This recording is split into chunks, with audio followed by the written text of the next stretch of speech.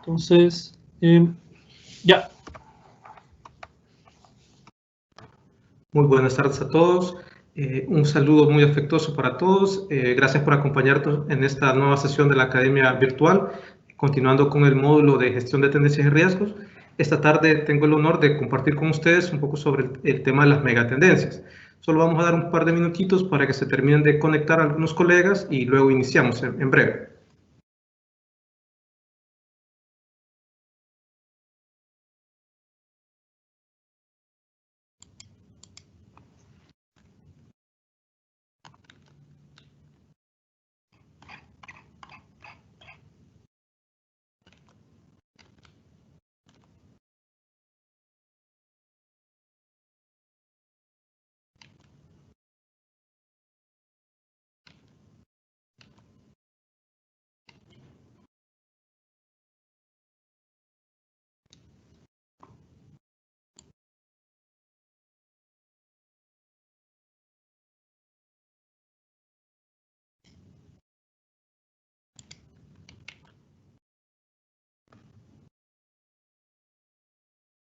Nuevamente, buenas tardes a todos. Un privilegio para mí estar con ustedes. Les saluda Marvin Sánchez, gerente de sucursal San Luis. En este día vamos a estar tratando el tema de las megatendencias y consideramos que es súper relevante, especialmente en la coyuntura en la cual nos estamos, pues en la que nos encontramos actualmente por el tema de la pandemia. Para ir dando un poquito más de contexto de qué es este tema de las megatendencias y cómo conecta con la gestión de tendencias y riesgos. Okay.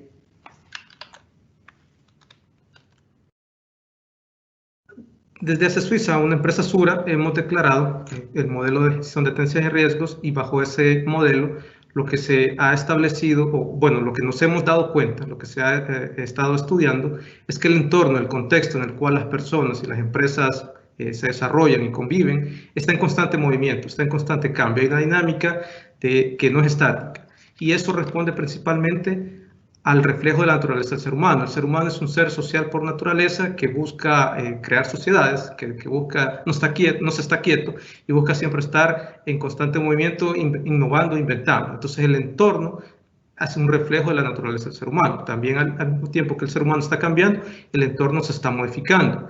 Y es precisamente en estos cambios en los cuales se pueden generar diversas oportunidades y también, por qué no decirlo, diversas amenazas, de las cuales si no estamos pendientes o si no somos previsores y nos percatamos antes de que suceda, pueden poner en riesgo pues la misma existencia del ser humano.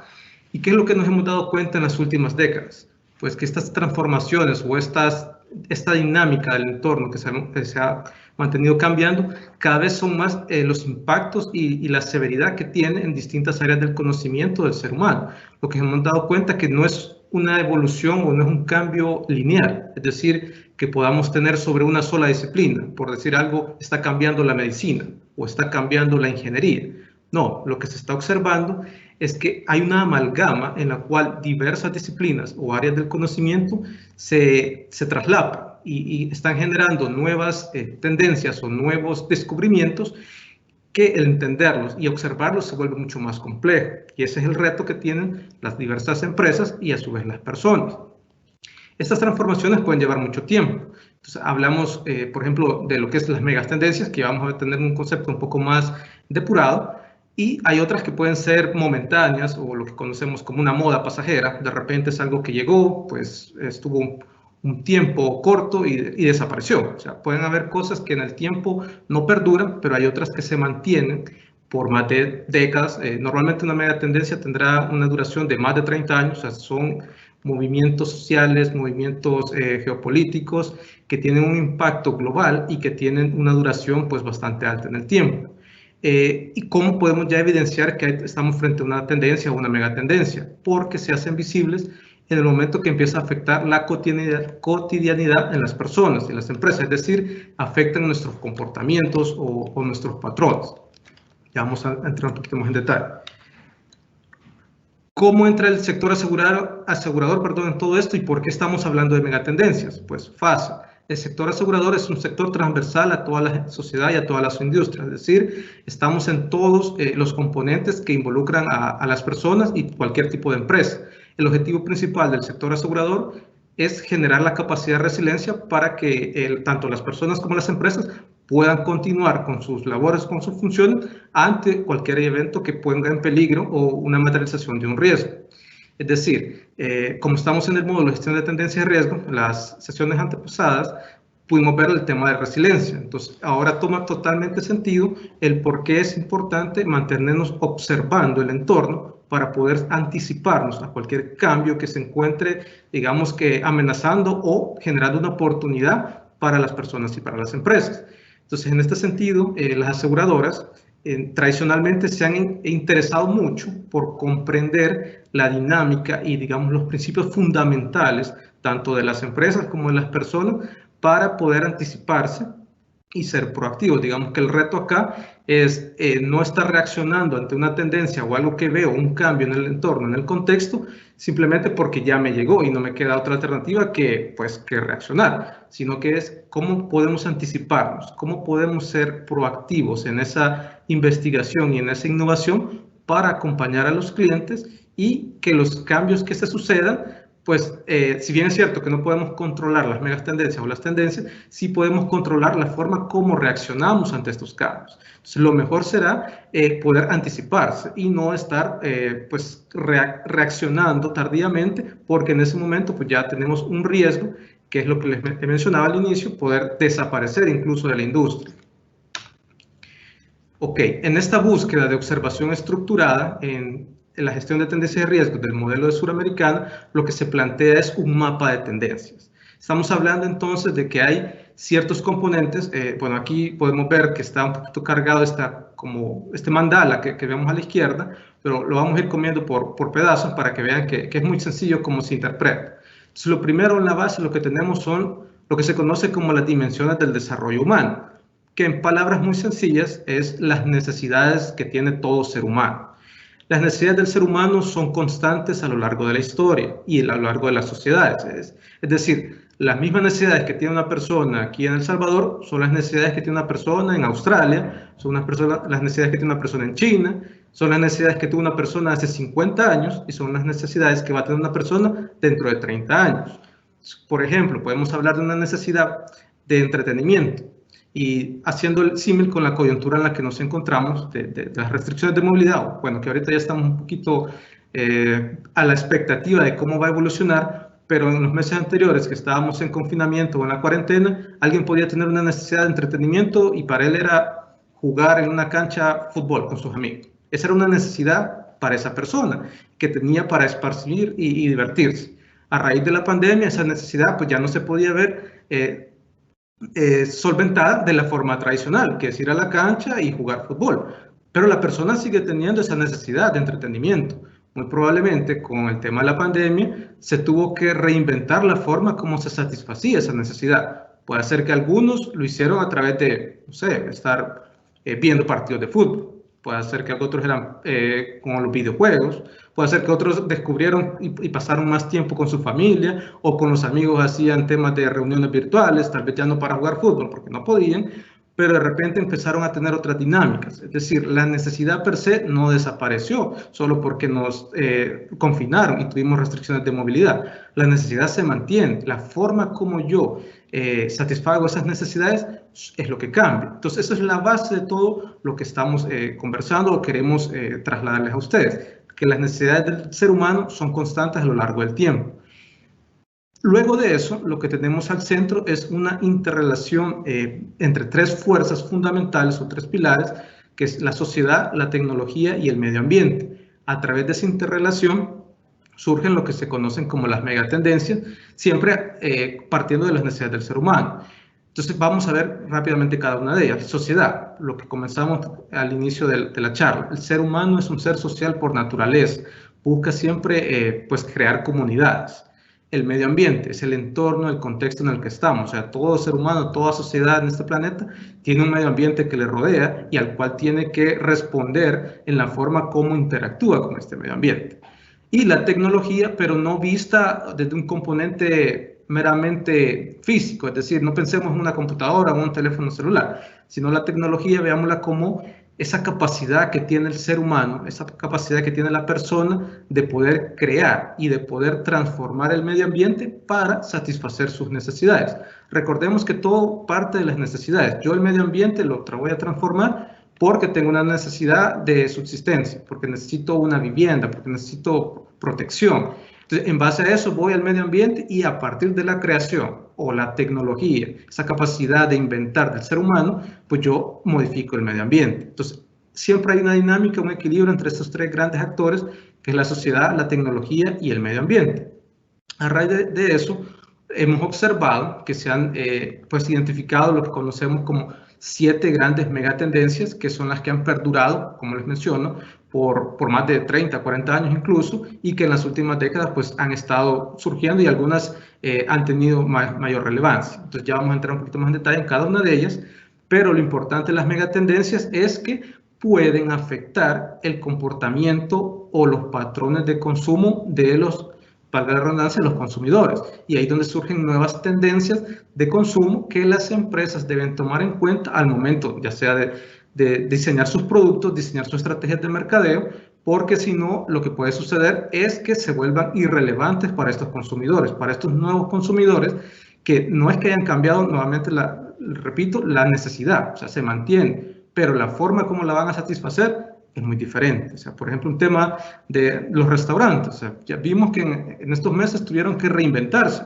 Tuvieron que, los que no tenían el sistema de libre, lo tuvieron que crear o asociarse para tenerlo, porque el consumidor estaba demandando la necesidad de alimentación por esa vía. O sea, ya no era voy a un restaurante, me siento y ordeno, sino que ahora es, yo siempre tengo hambre, siempre necesito consumir alimento, pero no podía ir por ellos, entonces necesitaba que me lo fueran a dejar. Entonces la forma como se estaba satisfaciendo esa necesidad es la que se vio afectada por un tema externo. O sea, esto también es muy importante tenerlo claro, que las megatendencias suceden, nos guste o no. O sea, esté enterado o no, están pasando cosas. O sea, el entorno se está evolucionando, se está modificando, y si eso me gusta, pues bueno, y si no me gusta también, porque no puedo incidir yo en eso. O sea, eso es importante. O sea, es una realidad que tengo que aceptar primero para luego, lo que yo sí puedo hacer es decidir cómo reacciono o qué comportamientos yo voy a tener ante estas megatendencias.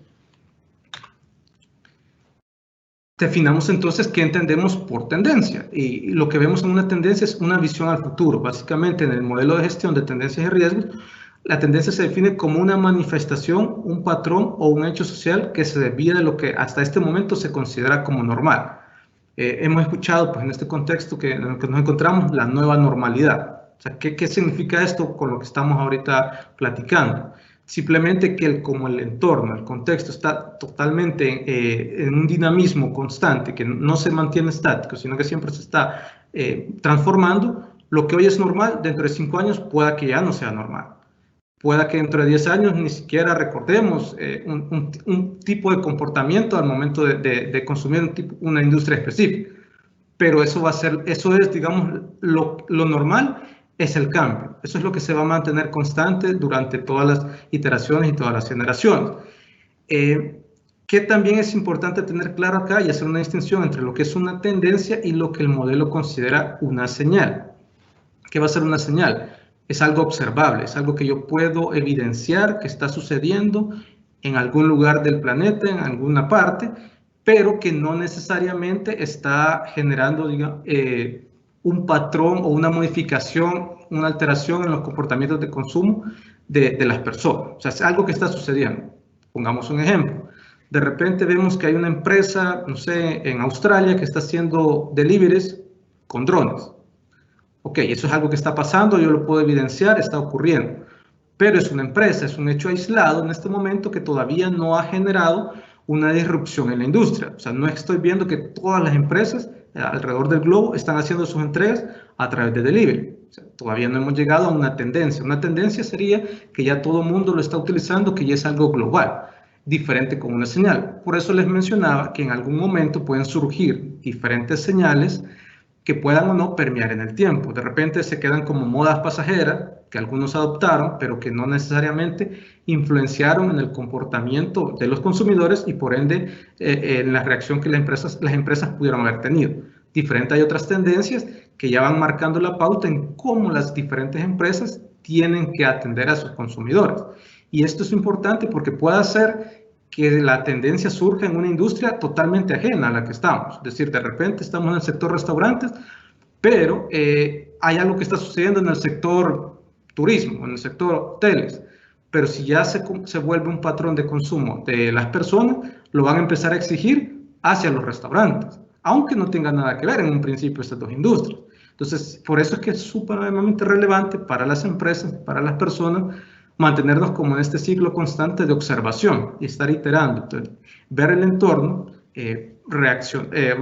primero reaccionar, luego pues accionar, que es lo que esperamos tener en algún momento, o sea, un tema más proactivo, un tema más de anticipación, pero eso al final me va a generar un cambio en el entorno. Entonces, por lo tanto, yo voy a tener que volver a observar, volver a generar hipótesis y generar nuevos comportamientos. Ok, ya entrando un poquito más al tema de las megatendencias, ¿qué es lo que se entiende como megatendencias? Como les decía, son las tres grandes fuerzas transformacionales que están interactuando con la sociedad, el medio ambiente y la tecnología. El hombre, al ser un ser social, lo que busca siempre es satisfacer sus necesidades, las que ya estábamos como mencionando al inicio, que es la base de todo. Y lo hace a través de la transformación del medio ambiente mediante el uso o apropiación de tecnologías. Entonces, la interacción entre estos tres grandes fuerzas es lo que genera las megatendencias. Y podemos hablar de 7 megatendencias. Siendo la primera, los cambios demográficos. ¿A qué nos referimos con cambios demográficos? Si se han fijado en los últimos años, pues han surgido diferentes señales que han permitido observar que nos estamos enfrentando a una conformación de la población mundial diferente a lo que era, por ejemplo, hace 50 años. El 65%, aquí tenemos unos datos para tener una idea, el 65% de la población mundial corresponderá a la clase media en el 2030. ¿Qué significa esto? Que los ingresos de forma general han aumentado y han hecho que la clase media se agrande, se incremente. Es decir, ¿qué se considera como clase media? Es una persona que percibe entre 10 y 100 dólares diarios. O sea, ya eso es lo que se puede considerar como una clase media. Entonces ya se está hablando de lo que es una clase media global. O sea, el poder adquisitivo de las personas se ha incrementado. Eso tiene diferentes connotaciones. Pues si hay más personas con poder adquisitivo, pues demandarán mayor recurso, demandarán también mayor alimento, mayor acceso a entretenimiento. O sea, hay diferentes verticales que se empiezan a habilitar por el simple hecho de que las personas tienen mayor poder adquisitivo. La pobreza a nivel global ha disminuido. No quiere decir que se ha eliminado, no quiere decir que no haya zonas de extrema pobreza. Lo que quiere decir es que en general la población tiene mayor acceso a capital, a financiación. Entonces, por lo tanto, hay mayor demanda de recursos o de alimentación y evidentemente de vivienda. También, ¿qué otra cosa se ha observado? La diversidad de género y pluralidad cultural. ¿Qué estamos hablando acá? Tradicionalmente teníamos lo que conocíamos como los modelos de familia nuclear. Por ejemplo, la familia tradicional, papá, mamá e hijos. Ya vamos a ver un poquito más adelante que eso pues se está transformando en el tiempo. O sea, ya hay personas que definitivamente no consideran como ese es el camino a seguir, sino que ellos tienen otras expectativas y por lo tanto los modelos de familia se van transformando. El porcentaje de personas mayores de 65 se incrementará en 8% a 21% al 2050. Estas son proyecciones. ¿Qué estamos diciendo aquí? Que hemos evidenciado que los cambios tecnológicos, los cambios en medicina, en salud, básicamente lo que están haciendo es prolongar la vida de las personas. Ahora vivimos más. La esperanza de vida del ser humano se ha incrementado. O sea, vivimos más que lo que vivían las personas que nacieron, por ejemplo, hace 50 años.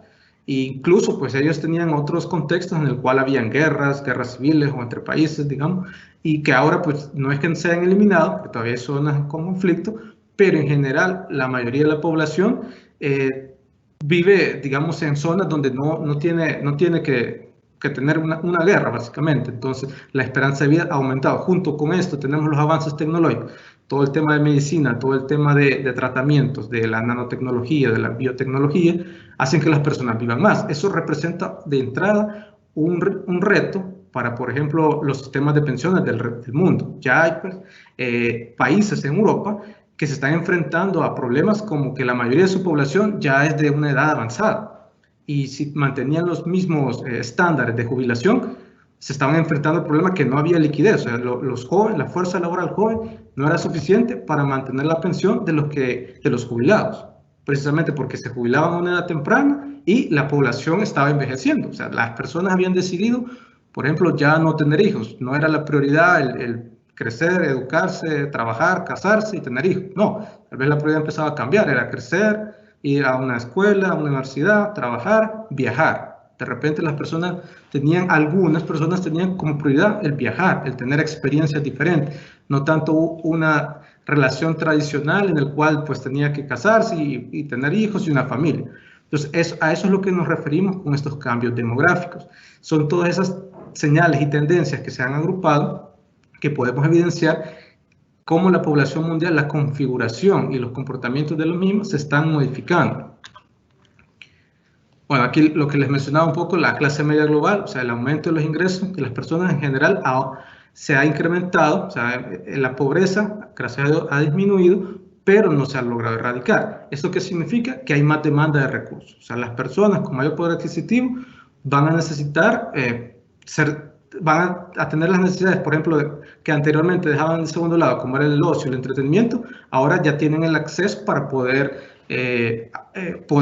buscar alguna forma de subsanar o de satisfacer esa necesidad, diferente a como se tenía anteriormente, que lo que se buscaba era la subsistencia, por ejemplo, que era la necesidad primordial de todo, y ya si quedaba tiempo o espacio para algo más, pues se podía gastar o invertir en entretenimiento y en ocio. Ahora ya no, ahora ya eso ya no es un lujo de algunos pocos, sino que se empieza a masificar. Las nuevas formas de familia y comunidad, lo que les también comentaba, que por lo menos hay, por ejemplo, dos patrones grandes que han cambiado la configuración de lo que eran las familias tradicionales. Por un lado está el empoderamiento de la mujer y el acceso a diferentes oportunidades laborales que anteriormente no tenían por diversos motivos o estereotipos de las sociedades. Ahora ya las mujeres se encuentran, digamos, en unas condiciones muy diferentes a lo que se tenían hace 20, 30 años. Sumado a eso, a temas como la diversidad sexual y de género, las aspiraciones de realización individual, lo que les estoy comentando, no para todos es lo mismo, la imagen que tienen como de una persona exitosa. Para hace varios años, una persona exitosa podría ser quizás alguien que tenía un buen trabajo y tenía una familia, estaba casado y tenía hijos. Y eso era el éxito definido en ese momento para ese tipo de personas. Ahora ya no. Hay personas que simplemente lo que necesitan es tener experiencia, viajar, no necesitan tener las posesiones, un carro, una casa, simplemente alquilan, utilizan, por ejemplo, plataformas como Uber, ya no se basan tanto en la posesión, sino que empiezan a ver estos diferentes paradigmas o estilos de vida. Esto tampoco significa que se van a acabar, digamos, que se va a abolir el matrimonio o que ya se van a extinguir las personas, no.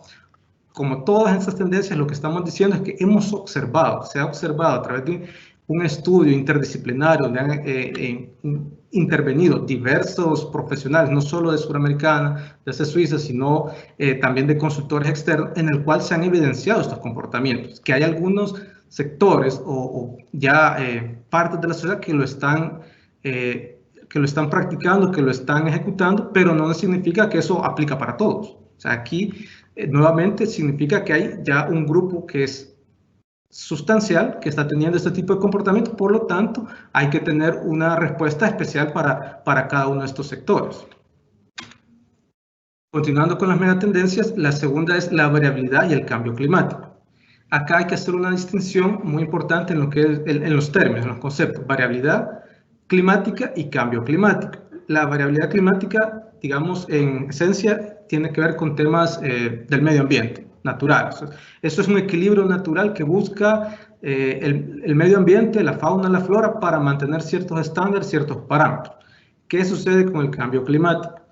Básicamente, esto está modificado por la acción humana, es decir, por la actividad humana hay una incidencia directa en algunos de los parámetros del medio ambiente, lo cual puede provocar pues ese desequilibrio a los cuales nos enfrentamos muchas veces, como por ejemplo el más sonado quizás de todos y el que más ha afectado en las últimas décadas, el efecto invernadero. O sea, todos los gases de efecto invernadero que se encuentran naturalmente en la atmósfera han sido desequilibrados por la alta producción y consumo de fuentes de combustibles fósiles, por ejemplo, lo cual hace que se genere más dióxido de carbono, pero si al mismo tiempo hay una tala indiscriminada de los bosques y las reservas forestales, tengo menos plantas, menos árboles que puedan absorber ese dióxido de carbono. Entonces, ahí hay una actividad humana inherente que está afectando ese ecosistema, ese equilibrio. Entonces, ya hay un cambio climático.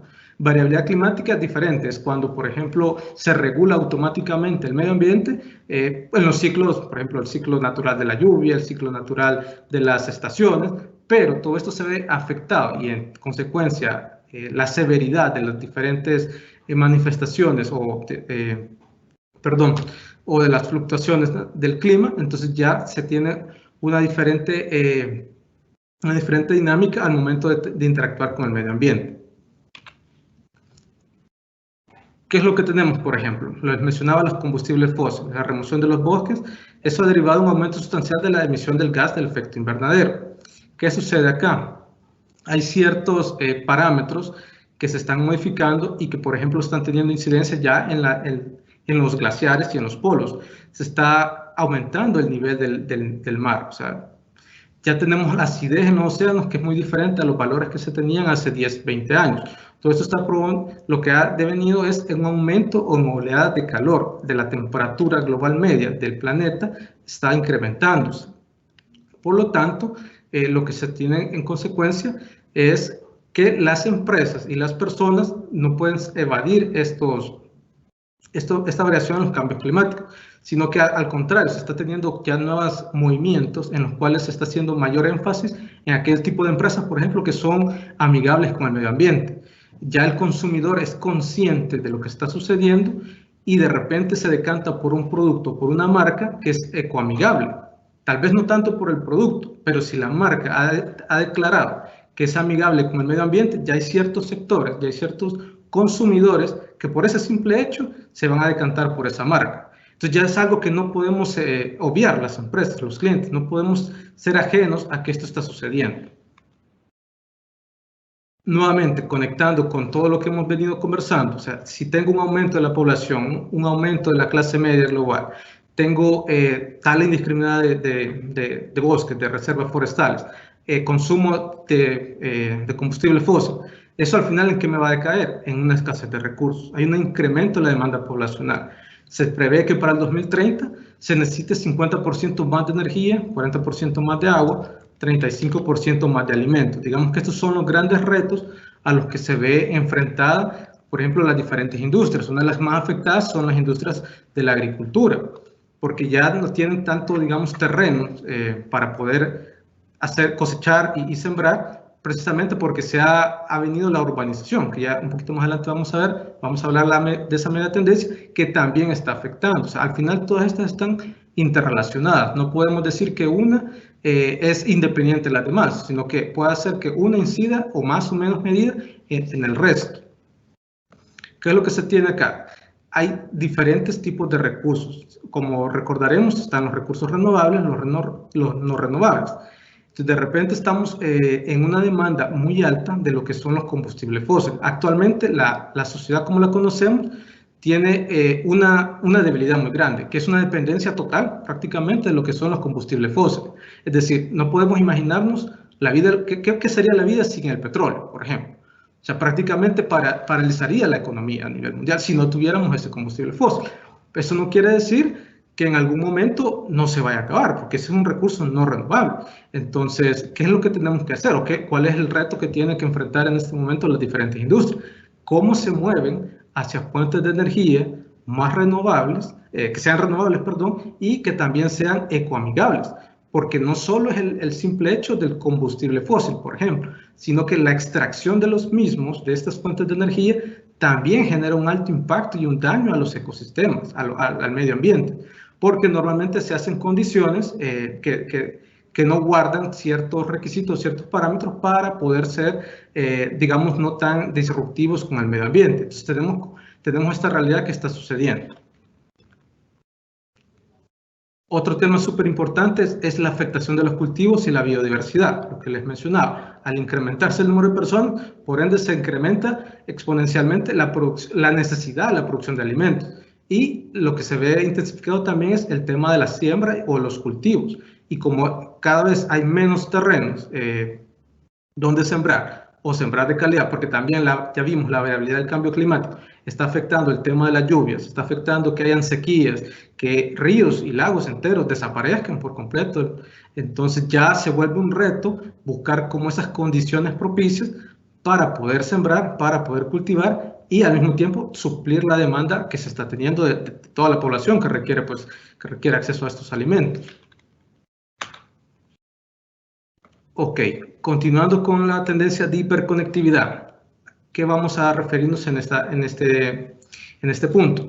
Lo que estamos hablando acá son de diferentes señales que se han observado de cómo se han venido transformando las relaciones entre personas. O sea, el ser humano es un ser social, como lo hemos hablado, y tiene la necesidad de comunicarse. Anteriormente, pues, lo hacíamos a través de cartas, del teléfono, del telégrafo, esos diferentes medios de comunicación que fueron existiendo a lo largo de la historia, pero ahora prácticamente la comunicación lo hacemos a través de dispositivos móviles. Creo que todos tenemos uno o dos celulares, incluso en algunos casos, y estamos totalmente conectados. Ya se habla del término estado conectado, full conectado.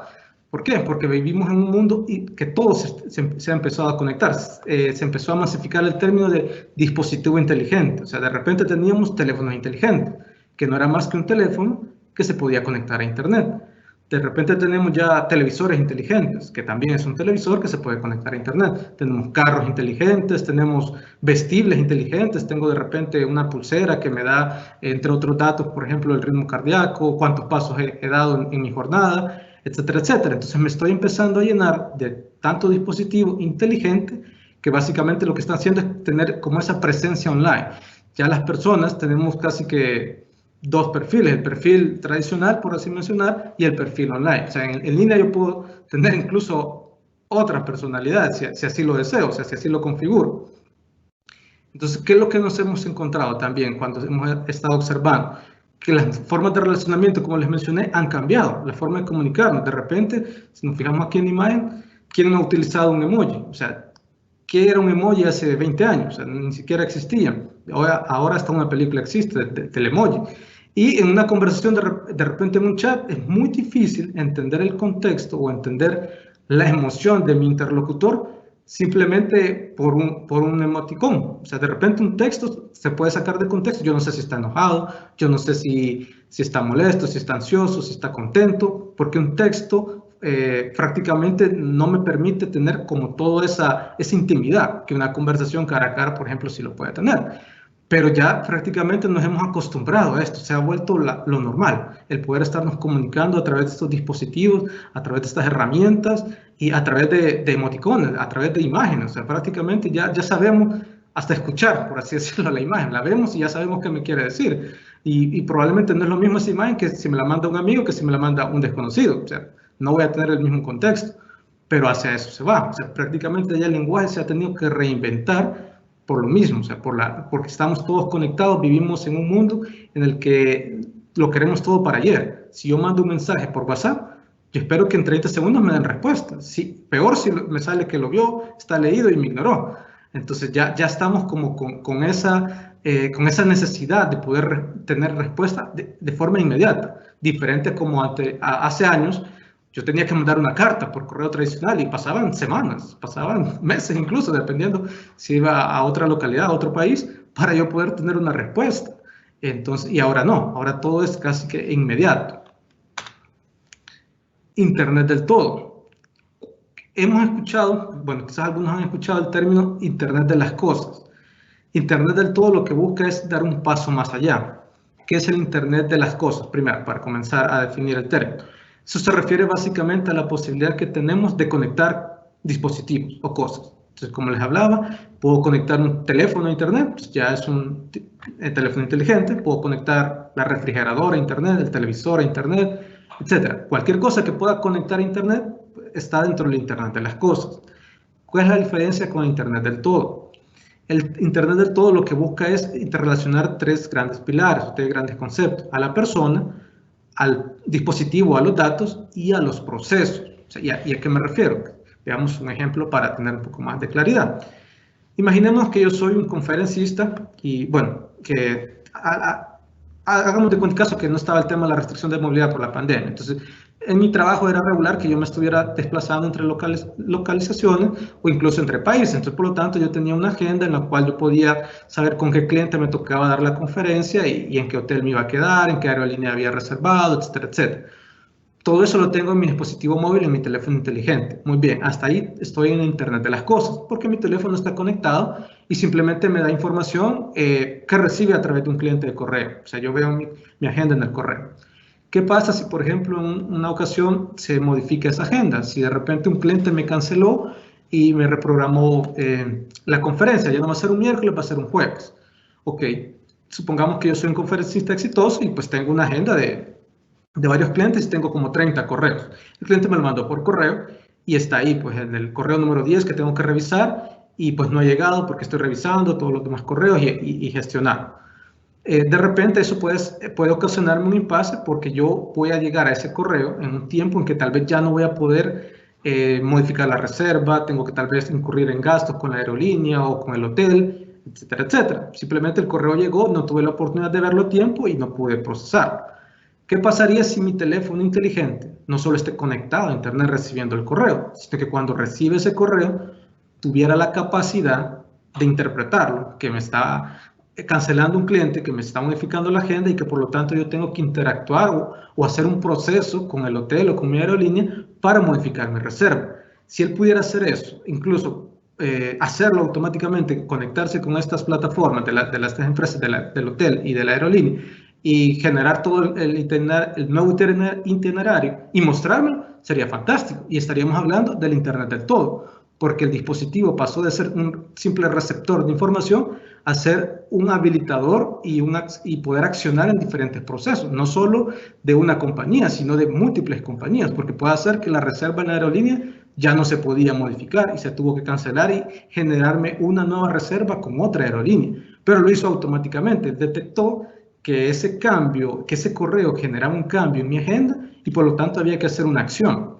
A eso es lo que se está llegando. Ya hay prototipos de lo que les estoy mencionando y eso se conoce como el Internet del todo. Es decir, todos estos dispositivos que están conectados, que no simplemente sean islas, que no simplemente estén recibiendo y mandando información de forma independiente, sino que tengan la capacidad de interactuar entre ellos para poder habilitar procesos. Esto es sumamente relevante y sumamente poderoso para cualquiera de las empresas que estén en este sector, por ejemplo, la aerolínea, el turismo, ya sea la aerolínea o el del hotel.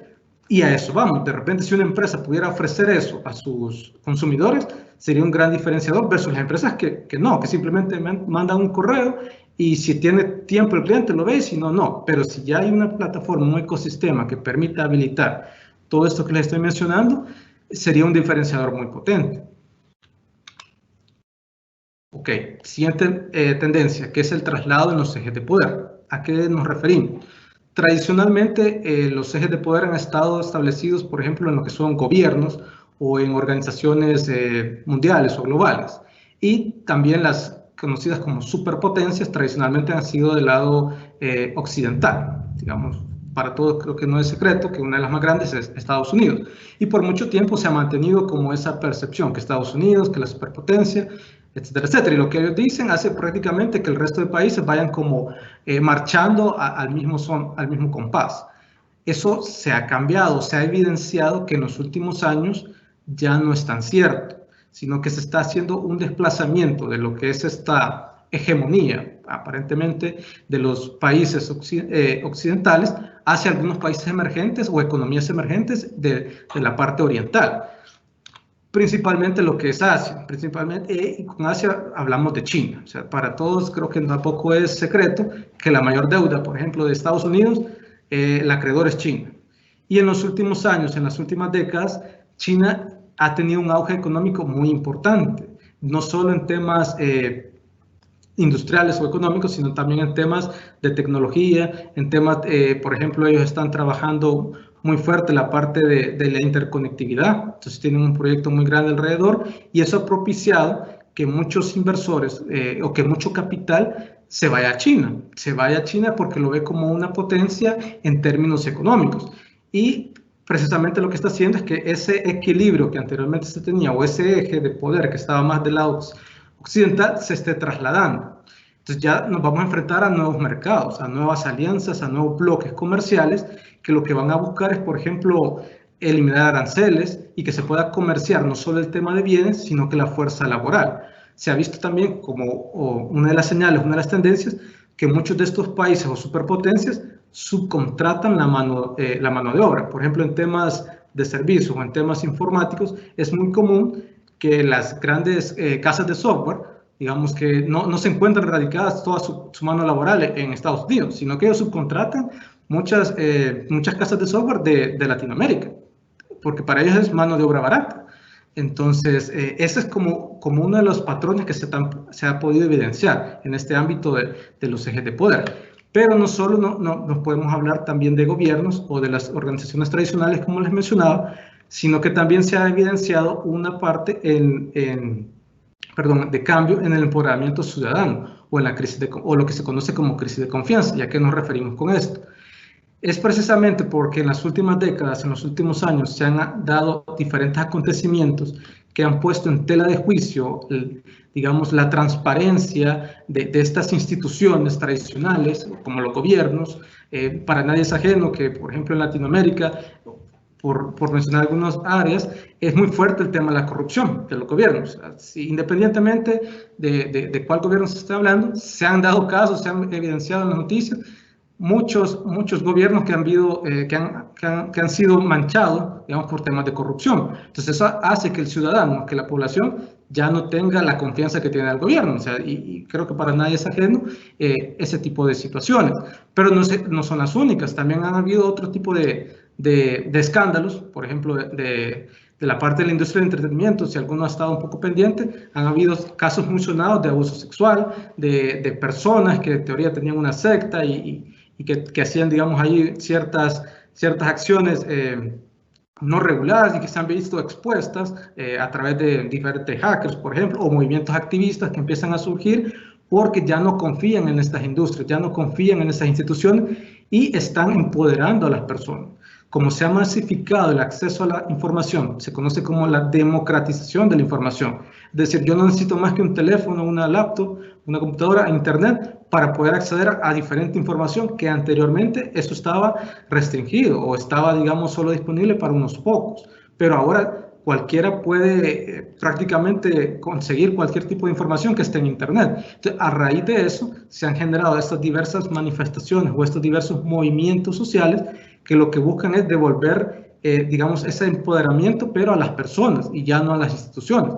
Eso también genera que hay un traslado del eje de poder, ya no en una institución como tal, una organización, sino que ahora en conglomerados o en diferentes comunidades que se van creando en internet o en portales. Ok, la siguiente tendencia es la urbanización y la movilidad.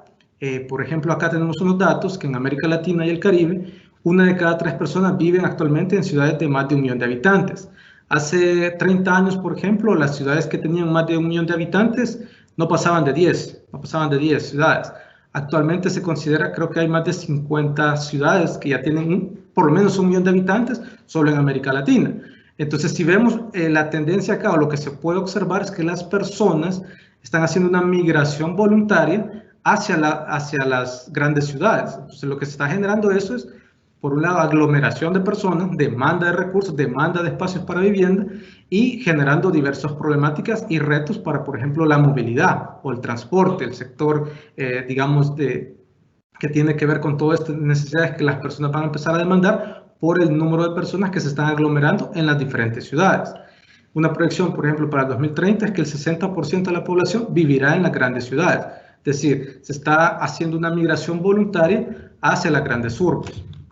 Esto tiene diferentes consecuencias, diferentes retos, como les mencionaba. Por ejemplo, para la industria de infraestructura, lo que se está buscando, básicamente todas estas personas tienen la primera necesidad, que es de habitacional o de subsistencia, ¿verdad? De tener algo que los protege, pero también cómo hacer esa interconexión de los diferentes caminos, de las carreteras, que nos permitan mantener ese dinamismo y que no hagan que estas ciudades colapsen, porque no estaban preparadas para recibir ese número de personas en un corto tiempo.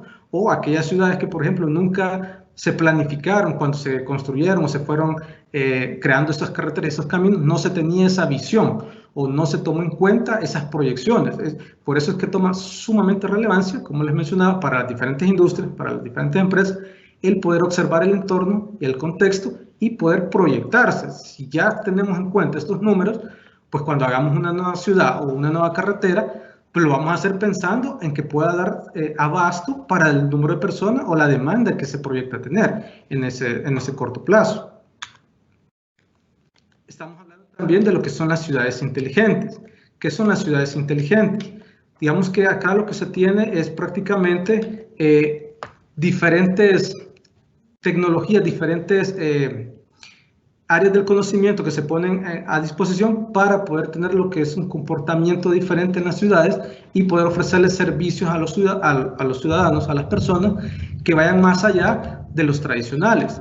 Acá, por ejemplo, estamos hablando de que estas grandes urbes, por ejemplo China, que lo veíamos en la tendencia anterior, que está teniendo como ese auge en el tema económico, en el tema demográfico, se está volviendo prácticamente uno de los principales focos de inversión para las diferentes industrias, lo que repercute en que tiene que tener pues mano de obra multicultural y constantemente estar innovando en temas de cómo poder abastecer los servicios en las diferentes ciudades a las cuales se ve a las cuales se abocan todas estas personas.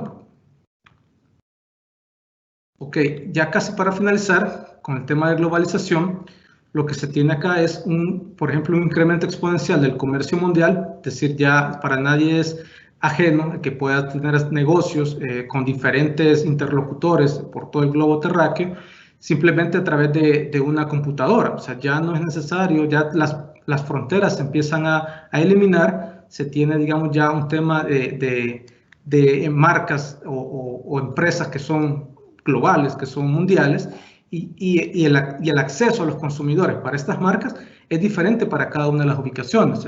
Pero aún así, aunque el producto pueda ser el mismo en esencia, él tiene que responder a las particularidades de la cultura de cada una de estas ubicaciones.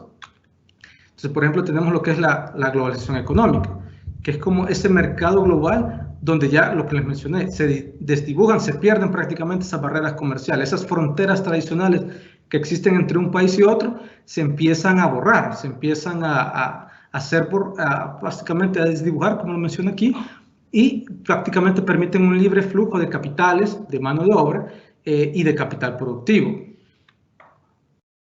Hay una globalización cultural, o sea, por el acceso también que tenemos de las redes sociales, de la hiperconectividad, prácticamente cualquier cosa que sucede, por ejemplo, en Australia, en Japón, lo tenemos en cuestiones de minutos, tenemos acceso a esa información. ¿Y qué es lo que sucede? Que las personas también empiezan a referenciarse o a conocer un poco más de la cultura de otros países y de repente modifican sus propios patrones culturales o de consumidor con base a lo que ven en otros países. O sea, de repente si ven algo que les llama la atención de otra sociedad, de otra cultura, lo pueden adoptar fácilmente porque se ha masificado el acceso a la información. Ya no tenemos como esa barrera de que yo tengo que viajar para poder conocer otra cultura. No, a través de un canal de YouTube, fácilmente yo puedo seguir un youtuber que su trabajo es ese, viajar por todos los países. Yo puedo conocer la cultura mexicana, puedo conocer la cultura japonesa, puedo conocer la cultura árabe, o sea, cualquier cosa lo puedo encontrar en las redes sociales, puedo consumirlo sin ninguna restricción y puedo yo reaccionar de acuerdo a como yo considere a ese contenido. De repente lo puedo adoptar, de repente lo puedo rechazar, lo puedo criticar, etcétera, etcétera, pero ya hay una globalización cultural, ya no puedo permitir, lo que yo digo, por ejemplo, en un país, de repente puede ser mal interpretado en otro país, porque yo no tengo el contexto que en ese país se tiene. Entonces ya incluso tengo que tener ese cuidado, porque ya me vuelvo un ser humano o un ciudadano del mundo, del global. O sea, ya no es un ciudadano latinoamericano, ya no es un ciudadano de El Salvador, sino ya estoy conviviendo con personas, con culturas de todo el globo terráqueo. Entonces ya es una dinámica muy diferente. Bueno, esto es prácticamente lo que les teníamos para este día. Vamos a revisar en el chat si han habido algunas preguntas o algunos comentarios para proceder a evacuarlos.